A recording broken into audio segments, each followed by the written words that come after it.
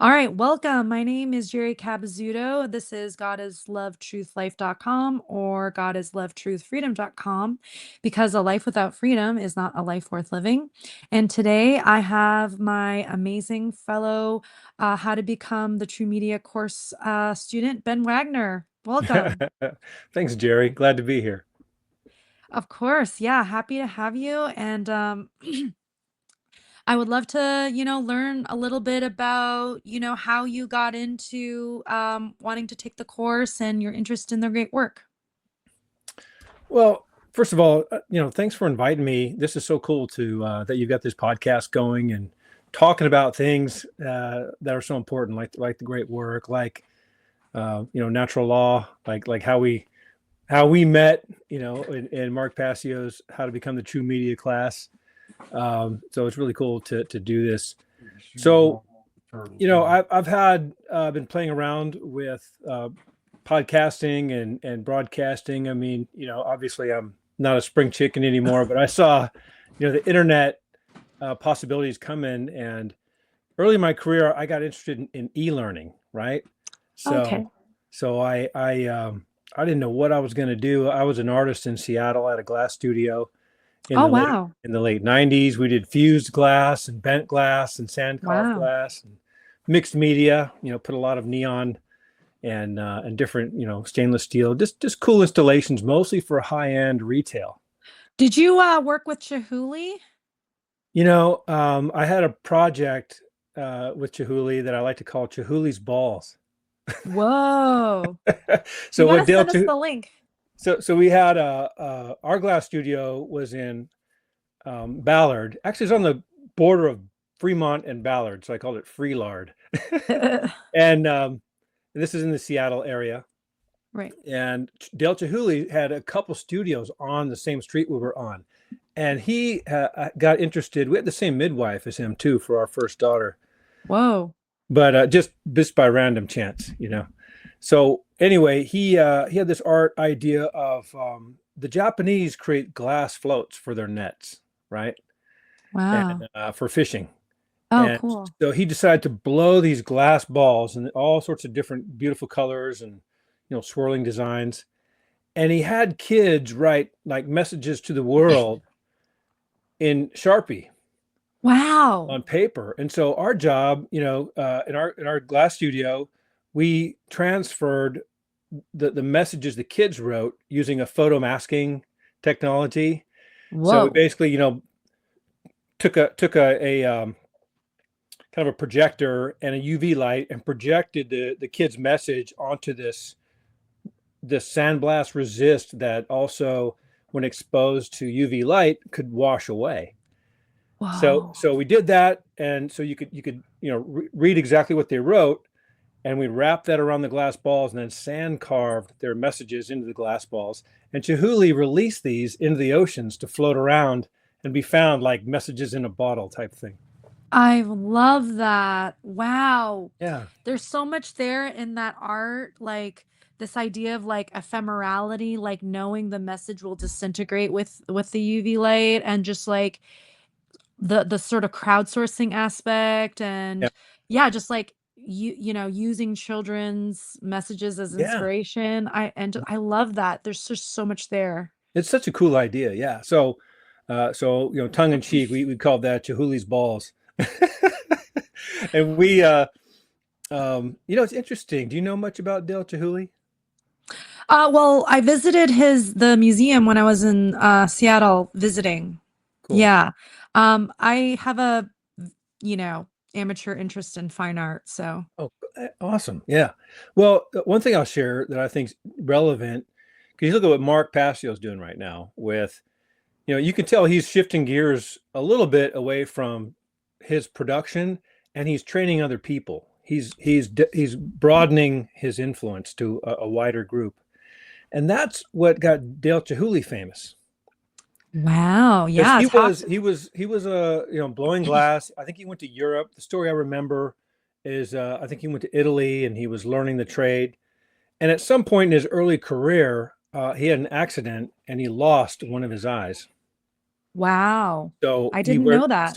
so Dale Chihuly wears an eye patch. He's missing an eye, And depth perception is an important ability when it comes to glass blowing, right? Because you don't want to stick your hand in. Yeah. And so, what that forced him to do was become a glass blowing director.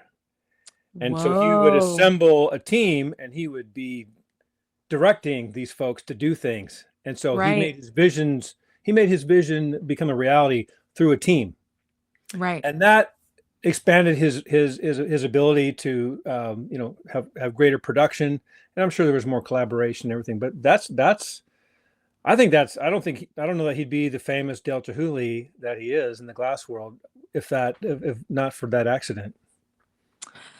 Wow, I it was just a sidebar conversation piece, but now we're seeing the tie-in, right, between the fine art world and the great work. That's amazing that that happened. Yeah. Yeah, I'm familiar with like a lot of like contemporary artists using teams. Like I know Ai Weiwei does that too. Mm. Um and yeah, like that's such a, powerful What is model for what is Ai Weiwei? What form of art does? he does a lot of like like just really like grand installations. So Mhm. like I forget which museum it was. But like he'll like have a bunch of like little sculptures and he'll have something written on it or something like that, and it'll be like a whole like um patio like full of that. So it's a Mhm. lot of like so he'll like have teams of people working on each of the little sculptures that are going to be like Yes. the what you step on through the installation as an example. Mhm. um and then yeah, like I know anyway, so but this idea of like, so if you're going to be a support ghost artist under this name, you need to drop your own ego. Yeah.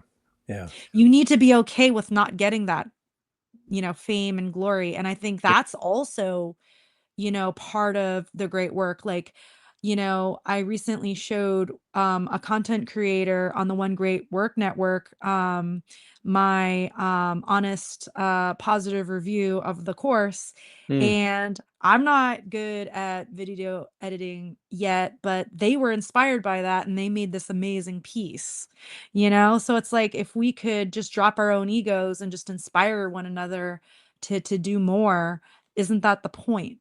Well, I had the good fortune of being, an artist in Seattle and in this glass studio and producing cool installations for high-end retail mostly. Like we did this cool 6 foot diameter globe of the earth in glass that was Wow. spinning on an axis and it was filled with neon, and we had bas relief of the continents on it. And Wow. and we made this, each of the components of the globe like triangles because it had a steel frame of longitude and latitude lines, and the glass triangles went in between, and they all had the raised continents on them, and it was spinning on an axis with I think an old Douglas 1920s airliner flying around the center. And this was in a Wow. Fossil watch store in Manhattan for many years. And I got to go to Manhattan and see it. I wasn't there to install it. I could talk art all day, but the I think I've seen the sculpture that you're talking about. no kidding, because Yeah, it because I was used to there live in for New York. years. Yeah, They've remodeled the store, but I think it was there about 20 years that's maybe. crazy. And but the thing is, what I learned is you've got to be willing to do something crappy, you know. Like Yeah. a story that I heard one time that resonated was about, or maybe it's like an allegory, but it's about a ceramics teacher who says, "I can grade you one of two ways: on one project, or on a formula that's based on quantity and or number of pieces and weight." Some sort of algorithm. But the thing is, Right. the people who took the quantity approach, they're making bowl after mug after glass after, like whatever they're making, and their Right. skills build. And the person Correct. who says, "I'm going to do one perfect project," they're painstakingly trying to get this thing right, and then it breaks. So there really is, like you said, drop the ego and be willing to kind of suck at something. And now we're talking about that same creative force in media production, because like Mark says, and so many people know this, what an incredible time we're in. Look at this. An Yes, it's individual can create a content like this that potentially the whole world will see. You know, like I was just yeah. watching um, Jordan Peterson's interviewing the kid. I can't remember his name, but he's a school teacher who was, teaching multimedia stuff at a high school, kind of a special needs type high school. And he Mhm. asked the kid, hey, let's just do a little practice session, like, little podcast, just as a warm up. Just ask me whatever you want. And the kid wasn't on camera because it was a high school thing, so just the teacher was. And the kid asked him, "Oh, what about what do you think about J.K. Rowling and her, being transphobic, and should people support her?" And the guy was like, "Well, hold on, hang on, how do you know? Let's break this down. Let's think about it." He's like, "Well, this is what I've heard." He's like, "Well, no, not what you've heard. Let's look at what she said, and be critical thinkers here." Anyway, it was a short little video. Wow. And what was amazing is this high school teacher, Jordan Peterson, just interviewed him recently. This happened almost maybe a year or two ago, because when it happened, it went out, and suddenly this thing went nuts. Elon Musk like tweeted this out, and it became, multi millions of people saw it.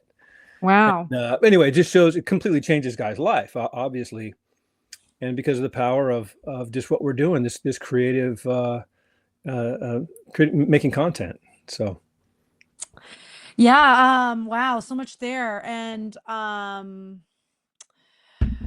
I think, inspiring people to think critically, through the great work, is analogous, like you said, to an artist just creating through just quantity. And, I think, it sounds like because of you have an artistic background, I have, a creative background as well. There's an understanding, right? Like, for example, if you're writing a poem, like there's going to be drafts. A lot of them are going to suck, yeah, and it's about going through the method, going through the craft versus like looking at the final product. Cause like even if you get a poem published, like you're still like, analyzing it and like taking words out and putting other words in. So it's never really done anyways. yeah, yeah. Well, and it's kind of like it speaks to the trivium, like the power of the trivium. You know, your grammar, and then the logic, or the practice. So the grammar, what are the component pieces? You've got to learn that stuff. You got to learn your ABCs. You got to learn, what periods are and where to put them, and semicolons and all that. And then you have to practice writing, and then you have to produce something, create something, and that's Right. true with everything. Same as we're doing, with podcasts and videos, and so that really is the process, and that's what they need to teach kids. You want to talk about raising kids?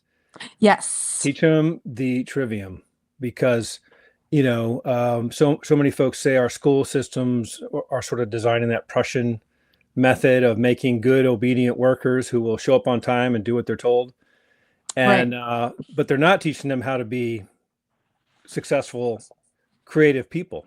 You know, Right. who Right. produce something like Elon Musk. I mean, that's how he is. When he got into rockets, he learned the basics, and then he practiced and practiced, and then he started to produce something. So the other thing I want to say about that third piece, that rhetoric, or that production piece, is, and it ties into your poetry, is having something to say. And that's what's great about Mark Mm. Passio and the great work, is he has really, this is information and knowledge and truth that is important. It's worth saying. Like I was saying about that high school teacher in that story, he got busted, he got fired, and the principal was like, "Well, why were you asking him this question?" It's like, "Well, this was a question that the kid came up with, and it was about something the kid cared about, and it was something interesting." So he says, "Well, why couldn't you just talk about something else?" It's because you're not going to put in the time and effort on something that doesn't grab you, you know, something that's meaningful. Wow. Yeah. And for him to, be fired like that, it's like obviously the system worked perfectly because they don't want critical thinking in, state Yeah. schools. Yeah. So that's a consequence of the system's, design. I would say that's true. I think in this case, it's probably, in my opinion, it is simply people fear of exposure, fear of losing income for that guy, for that teacher, fear of him getting in trouble from the system. And this is one thing, and I've heard Mark talk about this and many other people. This is how the ubiquitous they. This is how the system controls people is through money. Through, well, you've got to do it to get paid. You've got to toe the line if you want to get paid. And so that need for money and that chasing money, wow, that's well, like Passio would say, it's the ultimate psyop. Right, right. And, there are these sort of false borders people create even in our community, right? Where they're like, "Oh, those secret society powers that shouldn't be, they're being controlled by the dangling of money to do things or fear of retribution." And it's like, do you think the greater society is no different? Like, like you said, like this system of money as a means of control, the system of fear as a means of control is not limited to, secret societies. No, it can. I don't, you said something when we talked before this, before this podcast we're doing about living a moral life, Right. living a good life. And it's interesting. I remember when I was going to university, I had a professor. He was teaching us. The course was called Wisdom Traditions, and it was to show the commonalities between Christianity and Hinduism and Islam and Buddhism and Taoism and Zoroastrianism and like all these major religions we sort of studied and found where they overlapped. So I loved that class. It was a great class. But he gave me a compliment. He said, you're one of the rare individuals who is interested in understanding how to live, how Whoa. how to live. And that was I took that as a great compliment. And but you reminded me of that when you said, you said you quit your corporate gig and you're trying to live morally. So now I'm interviewing you. Like, tell me about that. Yeah, well, what it came down to was I was a speech therapist for, over a decade. And, I would lie to myself and say, I was a good person doing good work in an evil system. At the time, it was for a public school district. But then I realized, the librarian at the prison isn't really freeing anyone, is she? Right? And so how Mm. am I any different by sending the child that I play with, and back into the classroom that's oppressing his creative thinking and critical thinking? Um, and so, I realized that I had to leave. I had to leave that government job, which was paying fairly well. Um, and yeah, just trying to be an example through just, yeah, my choices. Um Going back to you though, I would love to hear where did you get your understanding and wisdom about living, you know, not just Mm. walking the walk, but actually not just talking the talk, Sure. but actually living, yeah, morally and authentically. Sure. Happy to talk about that. Oh, by the way, that teacher I was talking about, you might really enjoy his story. His name is Warren Smith. So you'll find it. It's a recent sort of recapitulation of the story that Jordan Peterson just did with him. So interestingly enough, you know, um, I would say a big influence for me. Well, it was the '70s, right? So Jonathan Livingston Seagull. So there was a lot of sort of um, new agey stuff going on when I was a kid. Jonathan Livingston Seagull was this book, about this sort of Messiah seagull when all the other seagulls didn't get him. And then there was Earhart seminar training, which was EST. And we lived in LA. My mom went through EST. And so she Wow. signed me up, and I did EST when I was like 9 or 10. Wow. Earhart seminar training. So this new agey stuff, but and then some church as a kid. We did some Christian church, going, Lutheran churches and just these types of churches.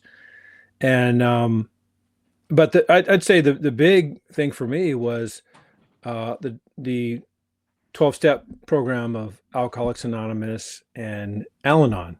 So my dad was, if you look up alcoholic in the dictionary, there's his picture. And so that caused obviously a lot of turmoil, and my folks split when I was 6 years old, quite young.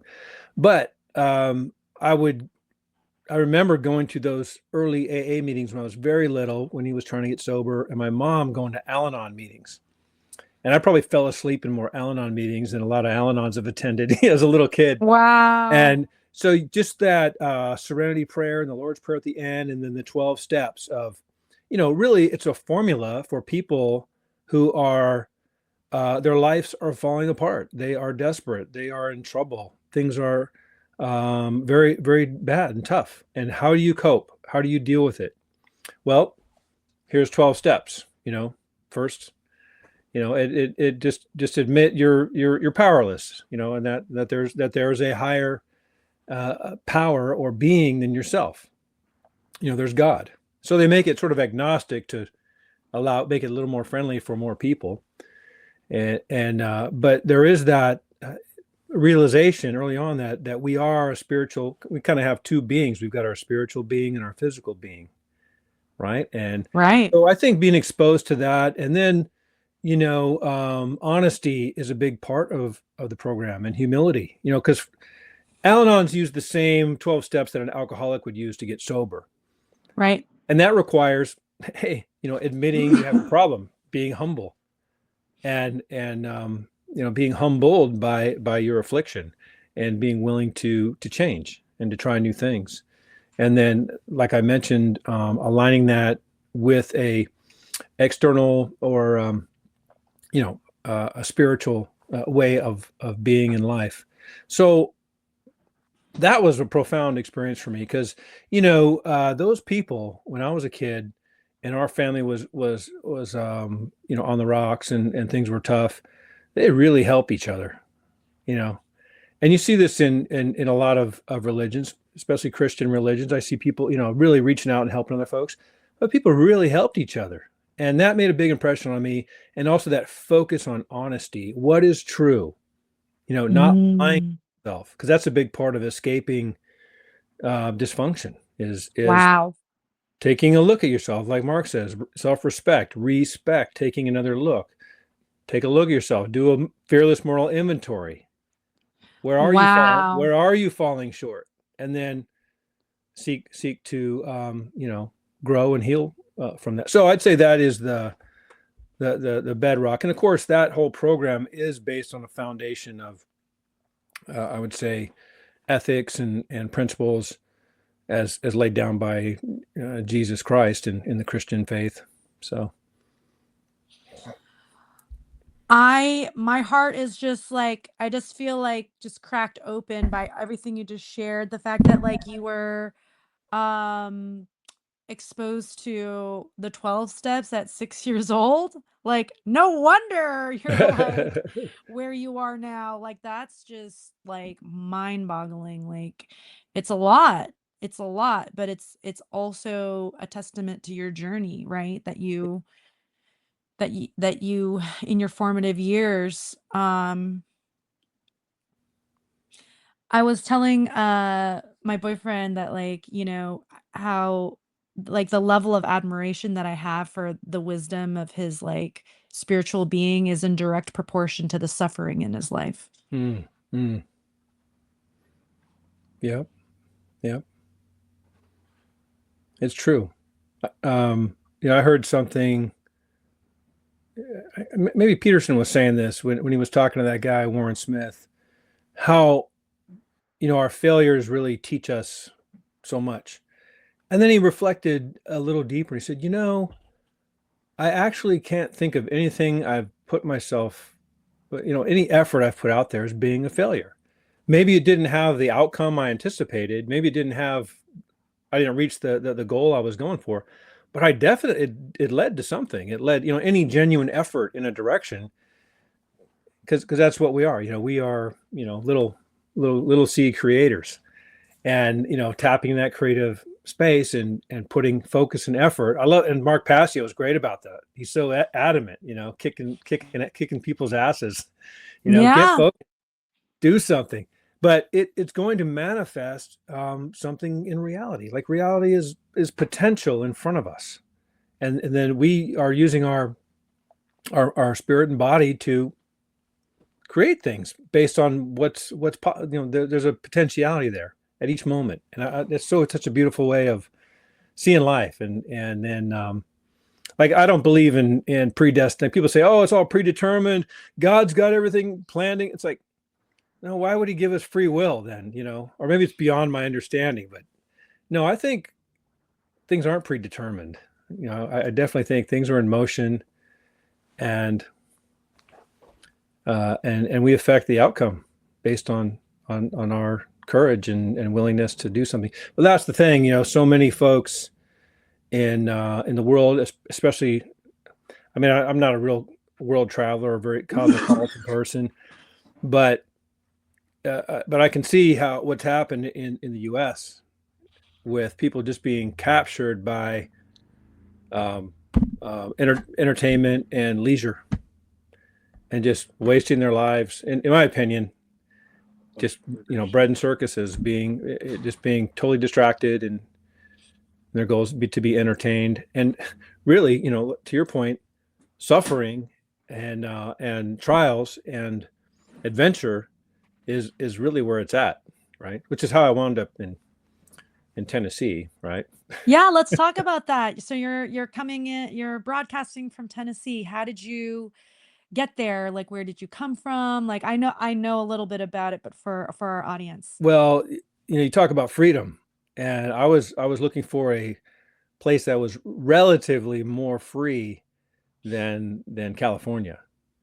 So we were in Southern California in a nice place, but this was during the whole COVID nonsense and psyop and the lockdowns and the forced mask wearing and the forced walking on little lines on the grocery store floor, and employers threatening people with their livelihood if they didn't take an experimental. I don't even call it a vaccine, like whatever it was. No, to me, it looks like a Bioweapon.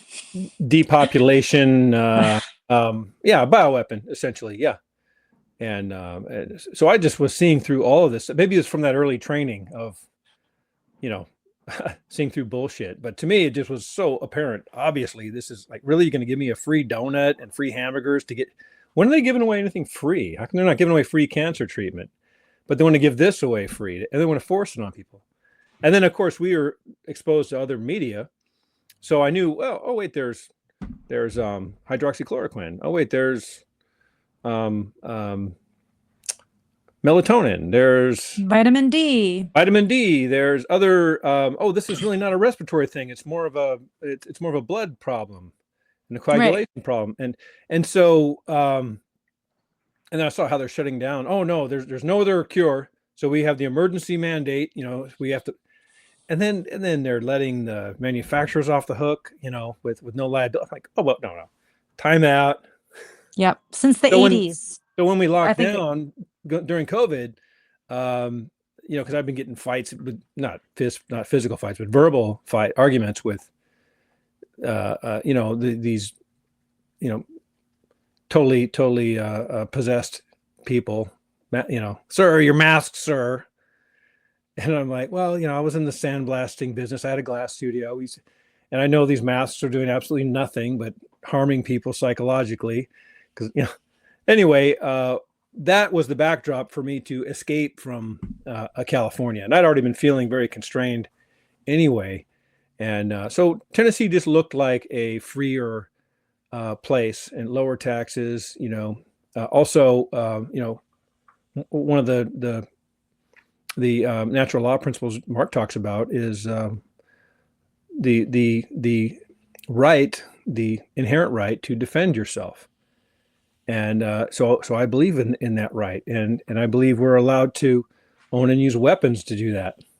Right. Um, I feel a lot safer, here where people are armed, because Yeah. people are polite. No one's gonna, they're just going to rob somebody here. They're just gonna, you know, Right. Yeah. Like and get the fuck out. Yeah. yeah, and you got to shoot people as soon as they know you're armed. 95% of people are they're gonna bail because they're Right. looking for victims. Like all these school shootings. Oh, in the gun-free zone, really? I mean, hello, Yeah. logic.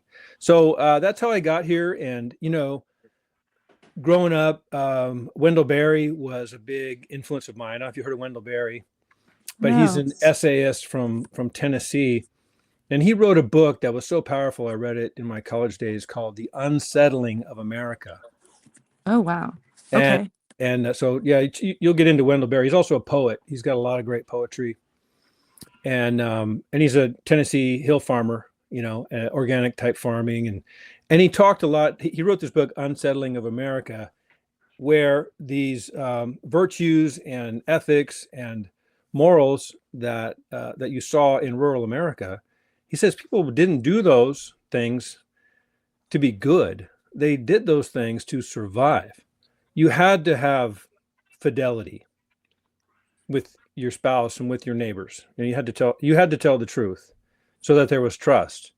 Right. Men were nurturers, because your wealth wasn't measured in money. It was measured by the health of your crops and your animals. Wow. And so that took care. Like, how do they Right. get healthy? You're feeding them, you're caring for them, you're helping them to give birth. You're managing this whole flourishing of life. That's how you get that's how you survive and have, quote, are successful. Right. So these and men and women were they had different roles, but they were pulling together in the harnesses. That they weren't at odds with each other, and people weren't specialized. Like, somebody could do many things. They were competent people. They could do some carpentry, they could do some they could do lots of things, and it was all cyclical, things living and dying into the next season. There was no waste. So in this book, he talks about that all shifting, people becoming very specialized and disconnected from the land and from each other, and men and women going at odds with each other. And the paradigm, instead of it being this cyclical life cycle, became one more like a mining extraction model. Like, we're going to go in and extract, and agriculture became that way. We're going to just Right. pour fertilizer on, and we're going to extract the food. And who cares if the soil's dead and poisoned? So this was the nature of his book. He's railing against agribusiness in this book, The Unsettling of America. But I really appreciated the chapters about culture. That's the subtitle, Culture and Agriculture. So I read this book at a young age. It had a profound influence on me. And I think it's a big reason of why I'm here. And I've got, a little 10-acre hill farm, and we're going at trying to be homesteaders. And it's more of a large personal zoo that I'm going broke at. But Hey, but you're free. I do feel free. Yeah, much freer anyway. Yeah. I would love to hear about your homesteading, homeschooling experiences. That's sort of a direction that I'm going into with my family. So yeah, just curious about, positive experiences, challenges that you've learned from. Well, gosh. Since I know your kids are older than mine.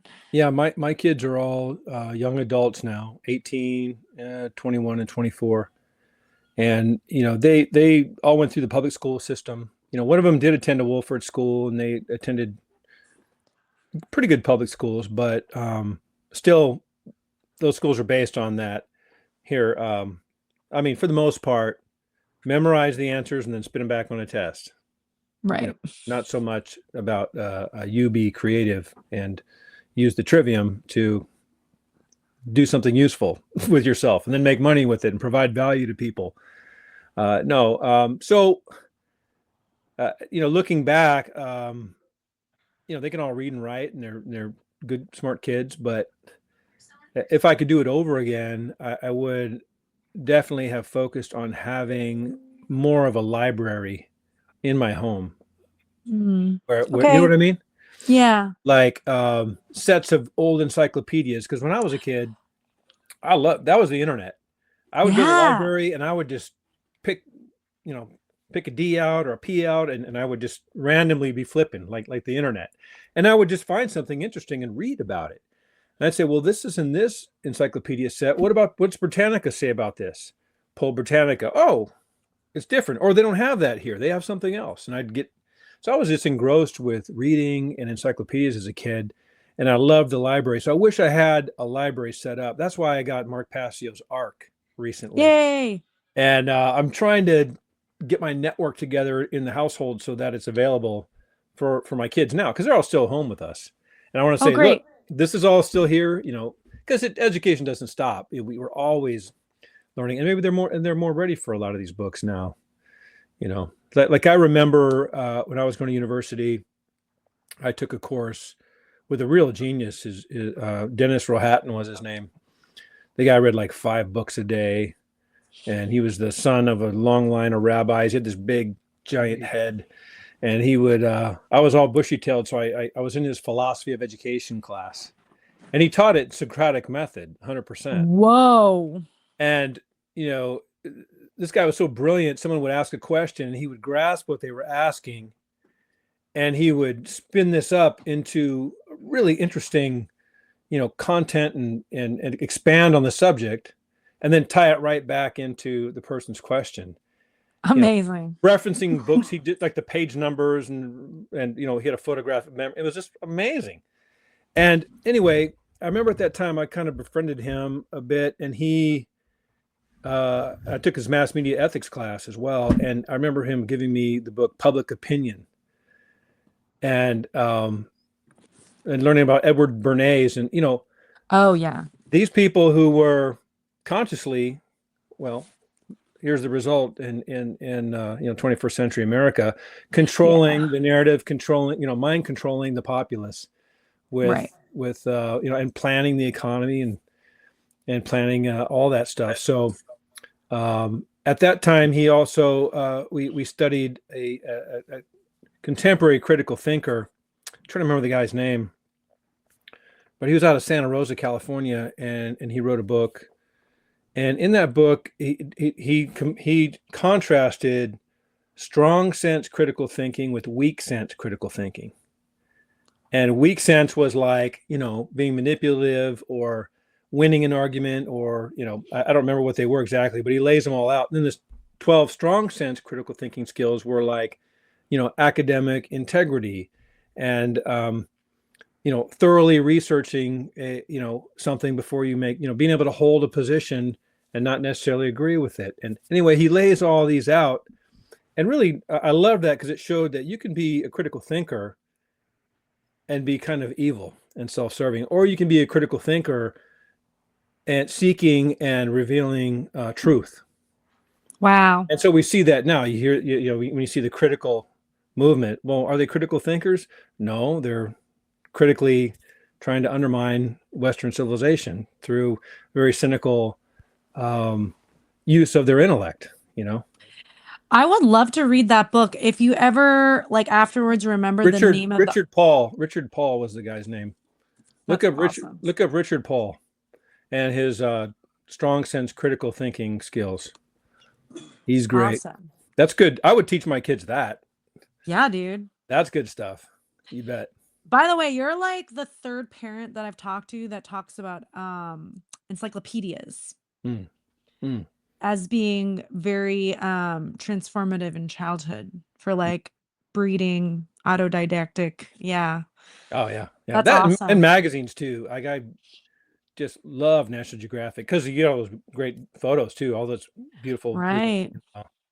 and yeah, love magazines and encyclopedias. You bet. So you have a very wide range of experience and knowledge. And we spoke a little bit beforehand about your professional background and how Mhm.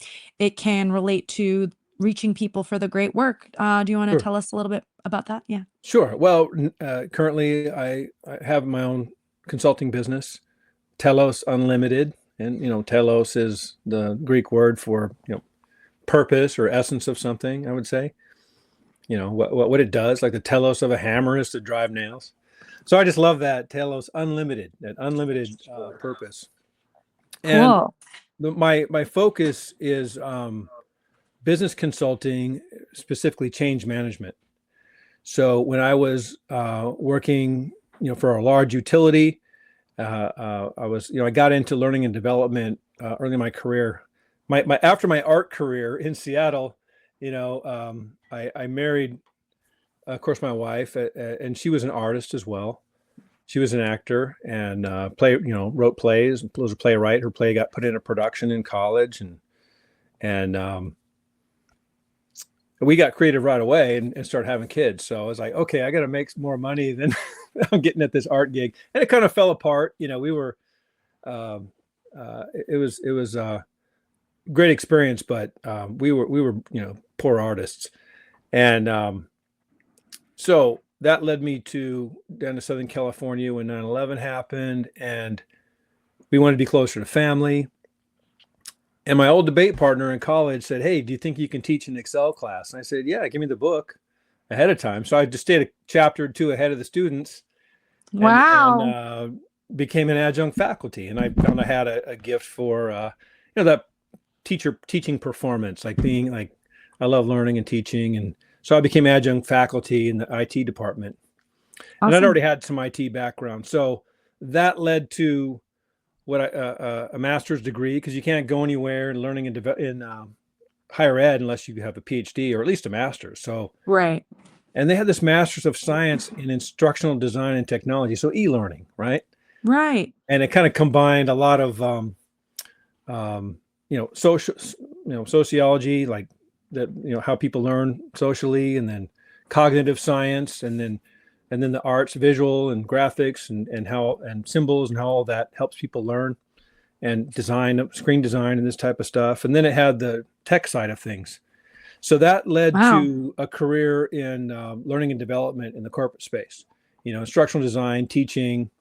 And then I found that I could facilitate. And my career just sort of progressed to this level of, higher and higher level, to org effectiveness consultant. So consulting with teams on their performance, helping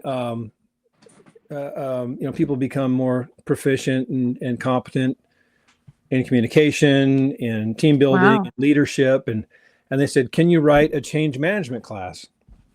And I said, "Sure." And so I studied all the change management models that are out there, because this is kind of what they realize with change management is, why do projects fail? Like, we're rolling out this whole new IT system, and it crashes and burns. People aren't using it right. We're not getting what we thought we would out of it. And a lot of the times it's because they didn't focus on the people side, on Mm, getting buy-in, on people really committing to this new way of working, a new way of doing things. So change mhm. management is all about that people side. Okay, Right. what's the communication? What do they need to know how to do in order to be successful? How can we help them practice this? And what do their leaders need to know? What's the key messaging? How are we going to communicate to people? Right? How are we going to measure whether they're utilizing this? So it's that um, consulting space. Usually, I'm attached to projects with project managers on and different projects. Some of them are strategic in nature, like they're restructuring a whole sales Right. strategy and there are larger companies that do this type of thing, or it's an IT rollout, or this type of thing. So I went independent about a year ago, and so now I work business to business with different. I just worked with Accenture and San Diego Gas and Electric on my last project, helping them upgrade to Amazon Cloud and Amazon Connect for their contact center, utilizing some, large language model tools to Wow. do some AI stuff. So that's what I'm doing to bring home the bacon, and I can do that remotely from Right. and that's how Mark, that's one of the reasons that I took this course with Mark. I saw his competence, because in my career I learned how to do video. I learned some audio, accomplished novice, because I'd be putting out little videos. I learned how to, when I was teaching at the college, I was teaching folks to make websites back in the early 2000s. So there's just a lot Wow. of pieces of this game I've got together. And I saw, look at this Mark Passio guy. Look at all the content he's put out. Look how good he is and organized he is. So I'm going to take this class to help me sort of round myself out and fill in any gaps. And I'm not good at Apple computers either. I got this Apple from my mom, because she couldn't use it. Well, Mark's an Apple guy. So because of him, I got my network running great. I got my computer running great. So many great functional working methodologies that he teaches, because he shows you live, how to do it. Yeah. Yeah. So anyway, that's what I'm doing these days. And frankly, with I love teaching the professional development courses on communication and critical thinking at the corporate level, leadership, because I could sort of bring my own philosophy into those classes, right? Right. Interesting. And bring some of that, those natural law principles to bear. And Wow. so I'm kind of hoping to continue doing that, because I got to pay off this farm somehow. Yeah, the agriculture is just like, yeah, it's the system is makes puts a lot of pressure on independent farmers. Yeah. Yeah. So, Well, we're not really farmers. We're just trying to grow our own food at this point, as much as right. possible. Yeah. And it Yeah. is so much better, I tell you. Some fresh chicken eggs, and we got these Muscovy ducks. Their eggs are delicious. And we got friends that we get our raw milk from, raw goat milk, raw cow milk, grass Wow. fed, grass fed around here. So that's way better. I started drinking that raw goat milk, and my psoriasis on my hands completely cleared up. Interesting. I attribute it to whatever enzyme, something in that milk. Yeah, yeah. Yeah, the raw aspect, right? Like that helps with like the immune Yeah. uh conveying with immunity benefits. I want to go back to your experience in change management and in thinking about the natural law community, right? Like we're Mm-hmm. very I mean, with the exception of things like the One Great Work Network, like fairly atomized in terms of our efforts. Mm-hmm. And I've been thinking a lot about like, this idea of like distributed peer-to-peer model, like do we need a centralized hub to do the great work, or um is it okay that we're sort of each doing our own thing and like in small sort of cells, if you will, or do we need a combination, or like what is like the most effective model? Mm-hmm. Well, what that makes me think of is I like the kind of a combination of the two. It's like, something starts working, it's going to unfold. Now, you can't pre-plan a central control necessarily, but you Right. get, you get people like yourself and smaller groups of people that are trying different things, and something's going to take off kind of Right. inherently, naturally, and then you grow that. So one thing I've learned in change management and just, corporate projects is, start small, and then do some prototypes, and then test it out, and then grow what works. So Mm, I think that's a beautiful thing that Mark's trying to do with teaching more people, here's how I do it, and also making his content available. I love how he's like, take my slides, use them, make them your own, I don't care, right. because so it's like, wow, I really could just grab a piece of his work, or a lesson he taught, and then make it my own, and then deliver it. And then if there's something about your style, or the way you present yourself that captures an audience, then it can take off. I love that. I love this idea, right? Like, and obviously there's just so you could apply this idea to spirituality, to addiction recovery, to all sorts of things. It's like it doesn't really, I guess, yeah, just work the path that works. Yeah. Well, I like that. It unfolds, Yeah. because it's hard always to like Jordan Peterson talks about, morality and is really and sin it means missing the mark. Well, what mark you missing? Well, you're missing what you aim at. So you're okay. I missed. Okay, let me readjust my aim. Let me readjust my aim. So we're always readjusting our aim based on what the information is coming to us from the environment. So, and that's the journey we're on. So, it's cliche, but to have that goal, but that may not be where you wind up, but you're definitely going to be encountering. That's what I need to do now. I mean, I had a good contract earlier this year, but I know that I just need to talk to more people. I talked to a good friend of mine. He's got a podcast and he writes a daily blog. He's been writing a blog every day for 5 years. It's called the 365 Commitment. And his name is, Okay. and somehow he has suffered his natural given name, which he's got is Guy Reams, and he's awesome. Uh, He's brilliant, and he's just putting out content and learning as he goes. So anyway, I would recommend him as a website. I'd like to plug the 365 Commitment. Yeah. what is the 365 commandment? What does that mean? Well, fundamentally, it is around building good habits.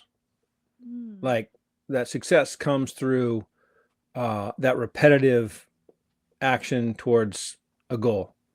And what Guy did to prove it, like he started off doing 100 push-ups a day, for a year, and then he started running. He wanted to run a marathon, so he started running every day and running every day, and then he wound up running a marathon. And he's not a little guy; he's like a big dude, like a Clydesdale level.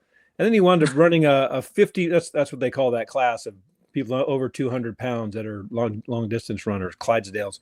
So he ran a 50-mile Ironman type race, and Wow. so anyway and then he memorized pi to like 400, but 400 digits or something. And so anyway, he's showing and trying to live this principle of incremental improvement through discipline, making yourself do stuff. And then he just writes about it, and you fail and you get up and you try again. And so all the sort of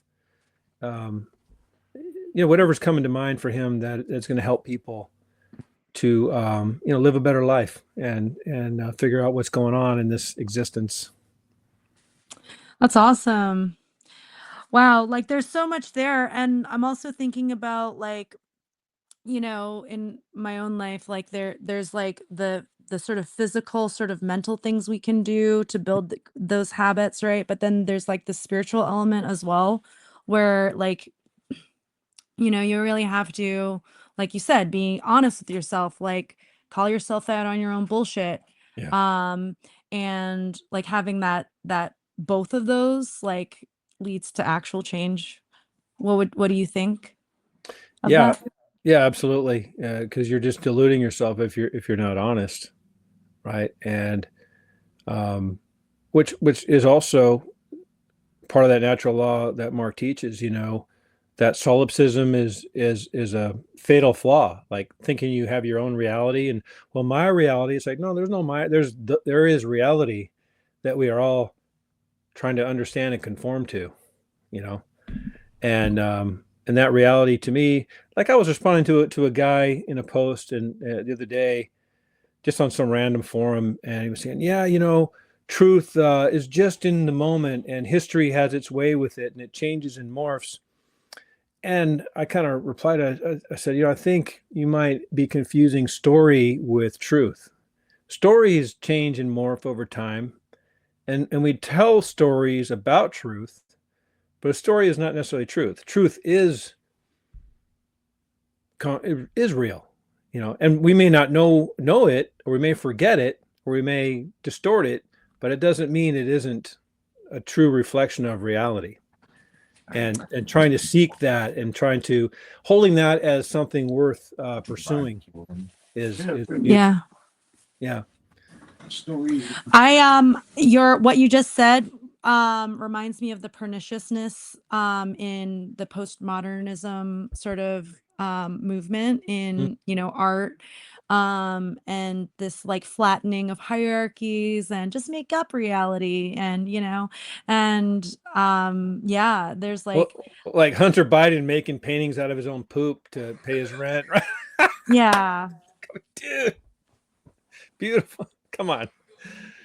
yeah, for Sorry, sure. that was kind of a tacky Oh no, well, and aside. it's no, I But yeah, mean, yeah, that my truth and my reality, yeah, right. loses connection with there is a beauty, there is a truth that we discover, and Well, and and that there and is objectivity, like it actually objectivity, yeah, exists. that we align with, yeah.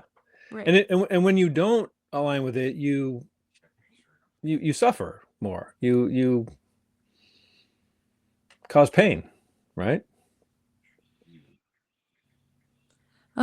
Yeah. I don't know how comfortable you feel about this, but do you want to talk about your recovery journey at all, or Oh, sure. because yeah, because Yeah. that could be like potentially inspiring for some people, I think. Yeah. Yeah. So like I mentioned, my dad was an alcoholic, and he was he passed away in 2002 at a pretty young age, and he was a real Dr. Jekyll and Mr. Hyde type alcoholic. When he was sober, my wife's like, I don't think I've ever heard your dad use a cuss word. But when he was drinking, he's a very frightening individual. Made him insane. And very, could be very violent. And so I had that to compare. I had that as the picture of alcoholism. Like an alcoholic is somebody who just goes off the rails, who can't handle it. So I had this egotistical, like, well, I'm someone who can get value from alcohol, and I'm someone who can get value from smoking weed, and and a lot of people think that, and you can get value from both of those. Like they say, those aren't the problem; they're the solution. Those are solutions to being uncomfortable in your own skin. Those are solutions to being socially uncomfortable. Those are solutions to um, you know mitigating pain, internal pain, psychological pain. Right. But they're just solutions that um, are detrimental in the long run, typically. So, like you look at like Hemingway and Jack Nicholson and all these kind of bad boy artist types. Well, I aspired to that. Like, oh, I want to be cool. I want to be able to handle my booze. Well, someone who what I learned about alcoholism from when I decided to get sober is this definition of an alcoholic, right? An alcoholic isn't my dad completely being a psycho on booze and the cops kicking the crap out of him in our front yard with the handcuffs behind his back. I'll never forget that, man. They beat him up, and I remember they stood him up in the street and pushed him forward. And I remember he's kind of in his tidy whitey underwear, and it was at night, and he hit and it landed on his face in the street. So that's not necessarily that is an alcoholic, but it doesn't have to be that extreme. All it means is when you drink, you want more. Like my sponsor explained it this way. He's like, I'll go to the bar and I'll be drinking. And at 2, when they're closing the place, I want to keep drinking. I want to keep that buzz going.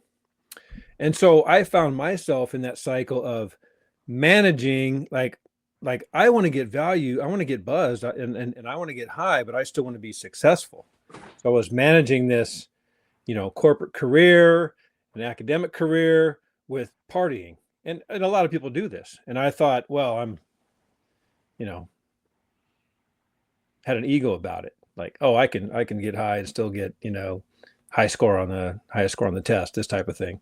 or um, but it catches up with you, and I realize like, well, wait, I'm in this obsession with managing, getting as buzzed as possible, but like reducing the consequences. Like I drink as much as I could and smoke as much as I could, but did I drink water and I'd take like I would, take these remedies so I wouldn't be too hungover, right? So I'm trying to do both. And Right. just for years.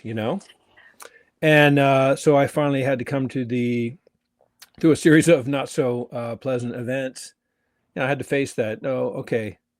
I may not drink like my dad, but I'm an alcoholic because when I drink, I want more. I'm seeking that buzz, right? And for me, it was pot, it was weed and booze. Because for those of you out there who don't know this, what you want to do is get a little drunk and then smoke some weed, and you'll get wait like if you smoke weed and then drink, you won't get that high or Mm. drunk. But if you get a little drunk and then smoke some weed, oh, it's kind of like an amplification effect. And then you keep drinking, and then you smoke one more time because uh, um, you can usually smoke a couple times, and the effect will still be pretty good. So this is the obsession. This is the sickness of being chasing that high. And then of course, even though I'm working hard to mitigate hangovers and negative consequences, they're still happening to me. So 3 years ago, over 3 years ago, March of 2020, I no March of 2021, I took my last drink and said I'm done. And because I wanted to see what life was like sober. I'd already knew Wow. what it was about the other way. I know all about it. And I was a bartender through college, worked my way through college, so know all about alcohol, know all about weed. I lived with hippies in Seattle. At that glass to you I talked about, we weren't lazy, but we were puffing up, working 12, 14-hour days. Making some bongs. Why Well, we were not? making bongs, but that's how you keep going. And so now it's like, well, been there, done that. What is life like sober? And how can I be my best self? And it feels good to escape from that obsession. And I did it through, I returned to the program, to AA, which was like an old friend, from my childhood, Right. an Alateen, for a time when I was in my teen years. So I knew about the 12 steps, and I just thought, I said, you know what? I don't want to be somebody who's trying to not drink. White. I just want to be. I just want this to be gone, and I'm going to follow these steps, like they say, fearlessly and thoroughly. I'm going to do them, and I did. And you know, God relieved me of that obsession. And anybody out there, if you want it, um, you know, you can do it with the help of with God's help, with a higher power. You can do it. Wow. Thank you for sharing that. Sure. So much there.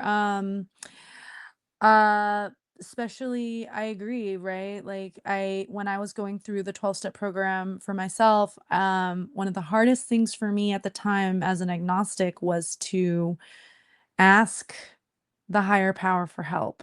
Mm. And like I remember just being absolutely devastated one day and just like crying, and I was walking my dog, and I just laid down on the sidewalk, was just like in the middle of wherever the fuck I was, and I just like looked up at the sky, and I was just like, okay, if you're there, here it is. I'm nothing. I'm asking for help. And like within seconds, this pickup truck comes, and it's a grandfather and a mute grandson. Mm. And the grandfather asks me if I'm okay. And then I said, I'm not. Mm. And he said, let me pull over and we'll pray together. Oh wow. And Wow. then I was like, oh my God, that shit's real. but it's Wow. not something that I can like that was an experience Yeah. and it was and I can't give that to somebody. No. Like a left-brained person would be like, "Oh, well, it's a coincidence. You were doing something unusual, and so of Yeah. course someone driving by, and it just so happened, to be the Trinity with the Holy Spirit, the maternal figure being absent from the triptych that would have been, Sure, that's how whatever." they would explain it away, or yeah. Right, like it's just a coincidence and No, blah blah no. blah. But like that felt like a synchronicity and just like the It's a timing. synchromistic experience happened. Yeah. I've And so I definitely was had. like, okay, like maybe this God thing's like actually a thing. Like, Yeah. and Yeah. then I just kept sort of, I realized that it's like a combination of both like prayer and meditation. You can't just pray all the time because then you're talking over the message back. You know what I mean? I heard a cool definition of the two, or the distinction between the two. Prayer is where we're talking to God, you know, asking for something or praising God, or where it's this direction to God. But meditation is listening to God. I thought, oh, that's a cool distinction, you know. So to meditate and just be available to these, like I love early morning when I'm first waking up, those that transition from dream state into awake. So many times I'll be told what's important today to do or what to focus on. Like I always try to listen to that moment I'm waking up and then write down. And that's because if one of the first things I do with 365 commitment gave me this is get up and write down my goals for the day. What are and prioritize them. And largely those are based on what's going through my mind as and if you think about it, in that sleep state, our subconscious mind, who knows what levels of reality we're connected to. Because I'm sorry. I mean, I see stuff in my dreams. It's like way more creative than I am. Like the detail and the things not always, but sometimes it's just astonishing. And I feel like, we're I'm tapping into other, dimensions of reality. And so, like I thought of this earlier when we were talking, how you see so many artists who have created an amazing song or an amazing work of art, and they said it wasn't me. I just channeled this. It just came through. It was given to me. It came through me. Yeah. So wow, that's exciting. Trying to organize your life so that happens more, or or those synchronistic experiences happen more. Like my friend, I was telling you about the 365 commitment. Um, he tells a story of when he was on a mission, and I don't remember the details of it, but it was just insane synchronistic experience of being told to go to a door and knock on it, and someone there was about to commit suicide or something like that. And it was just like, and this other guy was with him on this mission. They're not, and he's like, "Well, why are we going here?" He's like, "No, I was told to go here," and it just couldn't be coincidence. It was just too spirit led. These kinds of things that can happen. Wow. One thing that I think is missing a lot in the conversation when it comes to like supernatural, light abilities, Mm, like telepathy, whatever, psychic, astral travel, remote viewing, whatever you want to call it. Like, I think for me, I get those types of experiences through mm, care. mm, Like, you have to care. And like, even Edgar Casey talks about this. Like, you know, the things that he was able to channel or see came from care. And if you're coming from that generative space, that's when you're tapped into source, you know what I mean? mm-hmm. It's one of the favorite. Um, I don't know if so many things that I've learned from Mark. I kind of already, you pick him up in life, but because he's in so many of his videos and his podcasts, he's explaining um, you know, spiritual traditions and occult traditions, and these principles. Like, I just recently learned what the word principle means. I always heard that word principle. I kind of knew what it meant. I know what principle mean. Well, what's it really mean? It's like, it means the first thing. What's the first thing? Like, when you hear first things first, that's principle. Like, your principle is what you make first. It's like, oh, okay, that makes sense. And so one of those principles that he teaches or distills or defined is care. You got to true care. And I think that translates into love. That agape love, that love for of other people and beings on this earth. So yeah, and through that, certainly that generative power, like you talked about, like the G that you see in the, like, behind the compass for the Masons. Ooh, the Masons are bad. Well, there are bad Masons, but they were probably founding what they were doing on good ideas, like good things. I was reflecting the other day. I thought, what was wrong with that? And so many of these secret societies is the secret part. Just get rid of, Right. just get rid of that part. Why are you keeping it secret? Go, ego? Is there some me, like I'm special thing that's going on with that? Where we want to separate and have more power, so it's the secret part that allows the dark occultists a pathway to maybe hijack or co-opt so many. Like Mark makes the point, and I believe him, that so many of these orders that we like kind of fear these days, maybe started off with the very best intentions. But it occurred to me, it's that secret element that therein lies the rub. That's the problem. So shine the light. Speak the truth. Yeah. Don't hide it under a lamp. Right. Make it for all to see. And care is hey, that's one of those things. And I tell my kids this stuff. Maybe they're getting a little old. I'm a little envious of you because your kids are younger, more impressionable.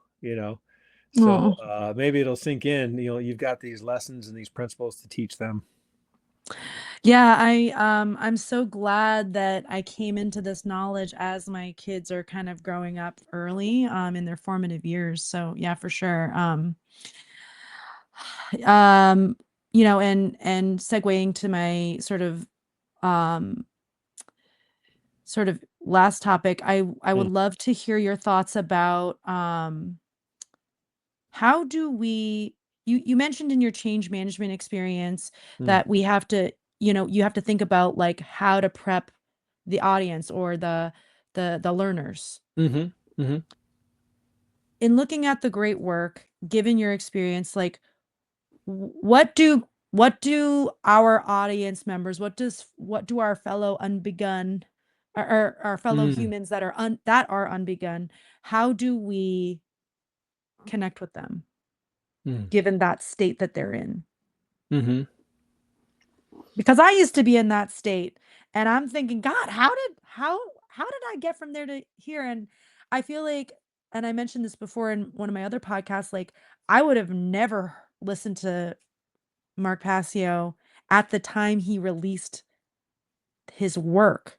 Mm. If I needed to hear his message after I had gone through some personal suffering on my own and like healing that, you know what I mean? For me to actually Uh, hear his message. yeah. Do you see what I'm saying?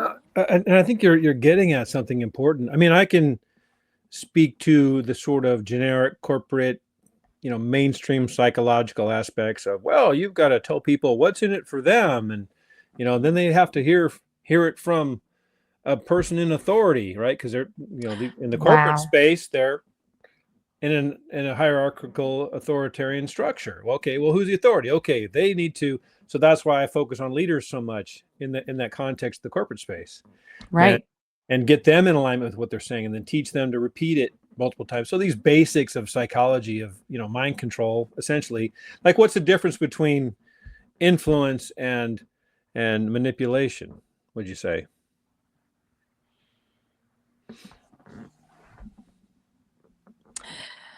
Well, let's look at the definitions. So we have the word Well, influence. I can cut to the. I can tell Yes, you my okay. opinion. Cut Go to the for it. chase. Yeah. I was gonna be So academic about it, but that's fine. so Go so for to it. me, they're the same, except for intention. Intention is of a manipulator is uh, power for themselves or harming the other person. Like you don't have their best interest at heart. But if you're Right. trying to influence somebody, you have their best interest at heart. So, but I want to get back to what you were saying. Like, what made you ready to hear the message? And this is part of what interests me about Mark's work. It's like, okay, how can I go to a deeper level with influence, let's say, with things that are a little more that work? Like, okay, can you, like, how can Carlos Castaneda, have you read any of his work? I don't believe so, not yet.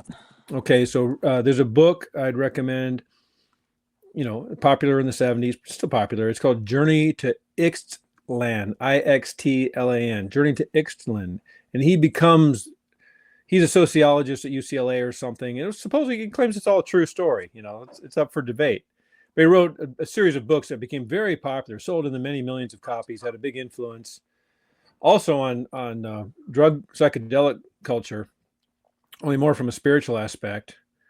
So because what happens is he goes down into northern Mexico and meets this.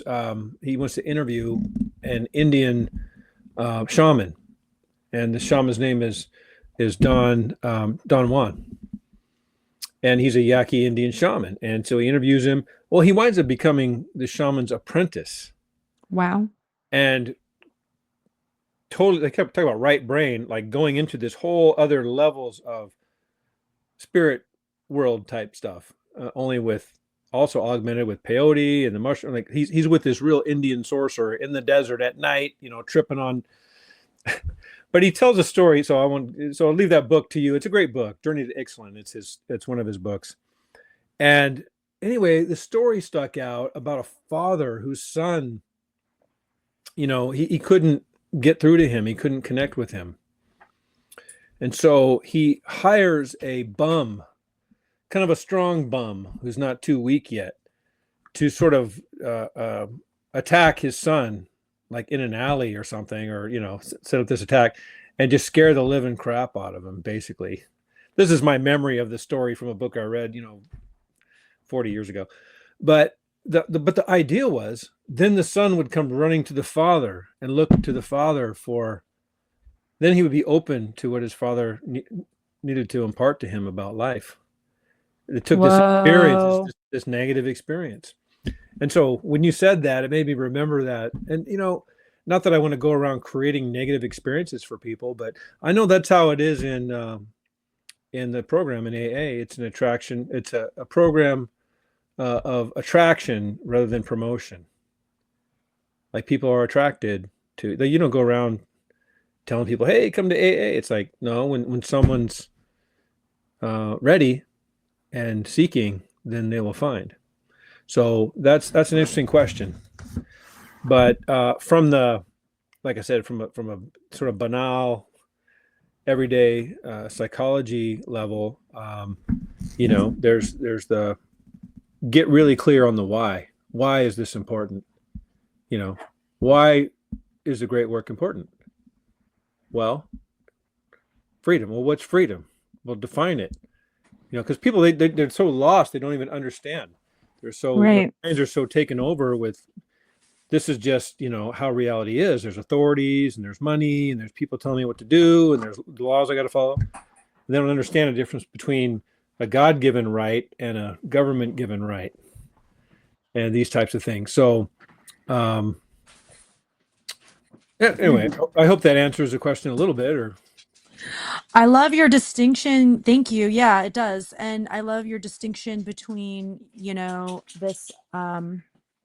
this idea of uh sorry, got some background noise. Uh I forgot the terminology that you used. I'm blanking. Um what were the two terms? Sorry. like what you mean, like a Oh, Influence versus, oh yeah, yeah, manipulation. yeah. So, for us to influence, it's a collaborative experience. Mm, We want to attract people that have already gone through suffering, and to some degree, sure. That in care some is ways. involved too, right? I mean, what's driving that is care. Yeah. And a little bit of selfishness. There's nothing like helping somebody else to keep yourself healthy and on track. There was a TED talk because when I would teach these corporate self development or professional development courses, I used to show this TED talk where a woman got up and was talking about stress, and she says stress kills, right? Everybody knows stress kills, and well, it turns out it doesn't. You know, Really? yeah.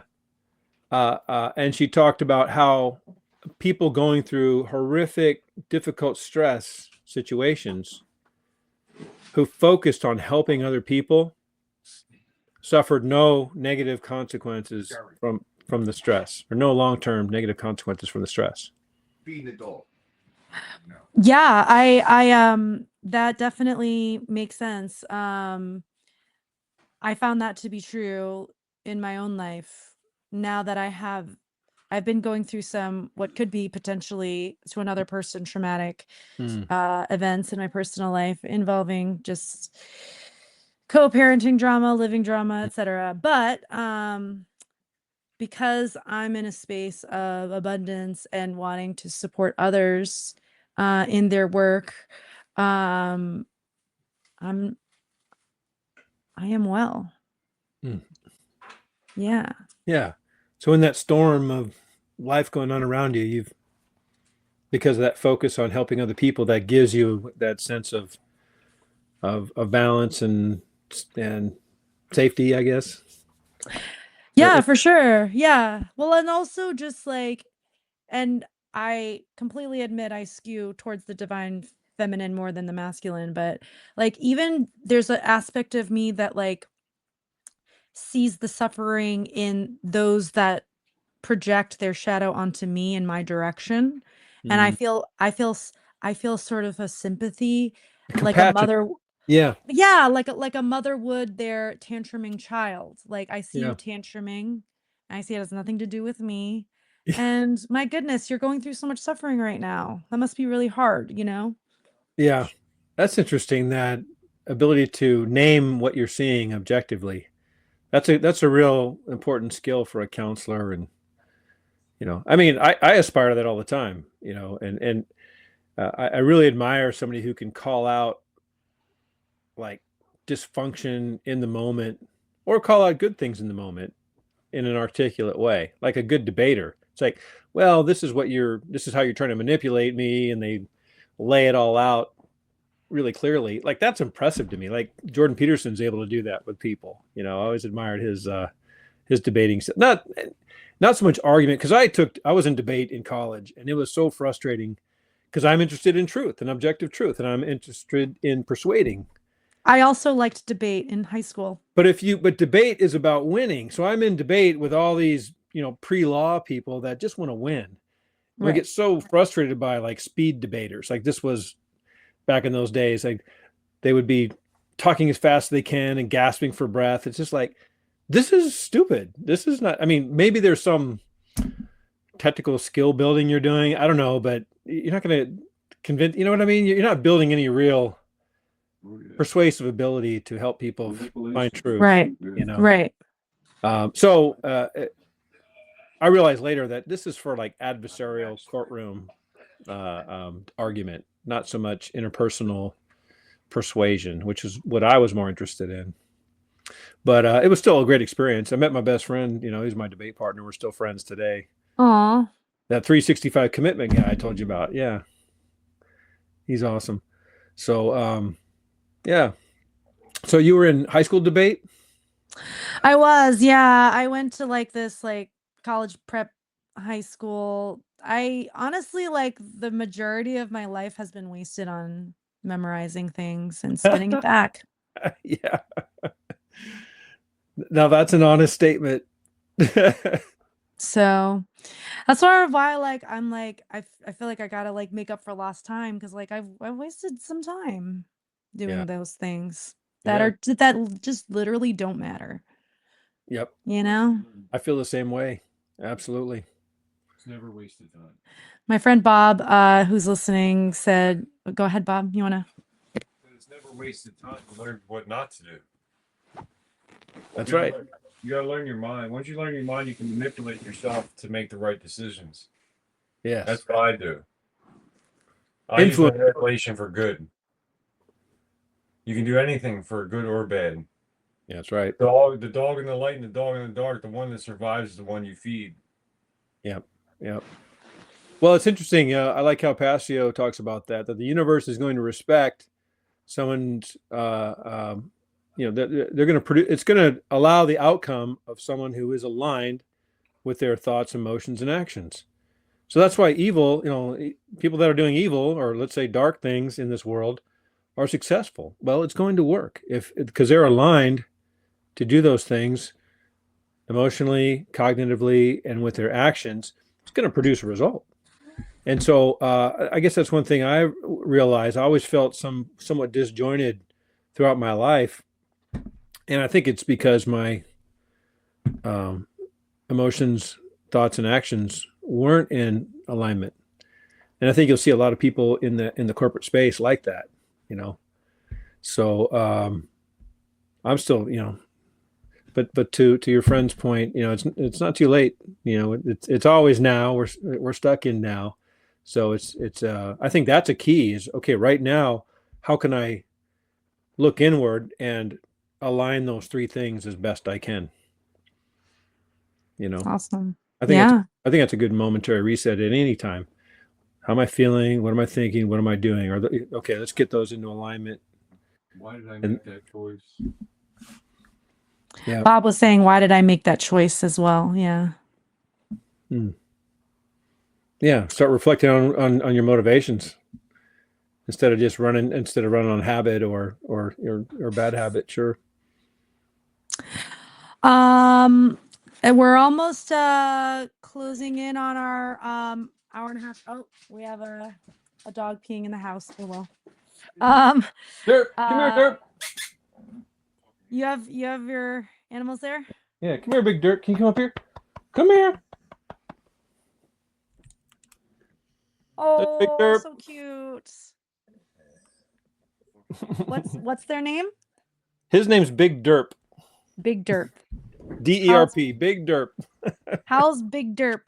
Big Derp is about maybe 3. Oh. Yeah, he's from his mama we rescued in Mexico. I just talked to you. Sorry. You start pissing before him, I just grab John and Bob are upset about Come here. Buck peeing. Uh-oh. Okay. Well, I wanted to have us end maybe on why should we teach natural law? What are your thoughts on that question?